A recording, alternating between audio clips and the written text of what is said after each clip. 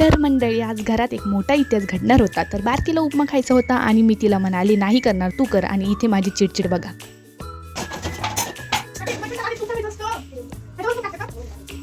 मी इथे होती आपल्या घराच्या मास्टर शेफची एंट्री. कॉन्फिडन्स इतका की जशी संजीव कपूरची बहीण आहे. बारकी म्हणाली, तू बघ, फक्त मी एक नंबर उपीट बनवते. मग मॅडमने जे बनवायला सुरुवात केली. काय बनवलं हे?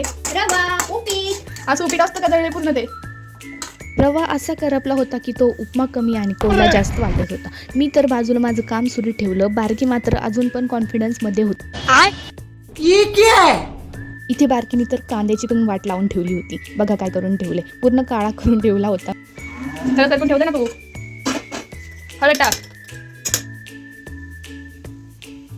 तेवढ्यात मम्मीची एंट्री झाली आणि मग मम्मीने पहिला प्रश्न विचारला, हे काय केलंय तुम्ही? बारकीचा चेहरा बघून वाटत होतं की तिच्या मास्टर शेफचं स्वप्न तिथूनच संपलं. मग मम्मीने डॅमेज कंट्रोल सुरू केलं. जळलेला रवा वाचवण्याचा प्रयत्न सुरू झाला. किचनमधला सीन असा होता की जशी एखादी रेस्क्यू ऑपरेशन चालू आहे. शेवटी थोडा उपमा तयार झाला आणि इथे बारकीची ॲक्टिंग बघा. कसं लागते? खरंच छान आहे का?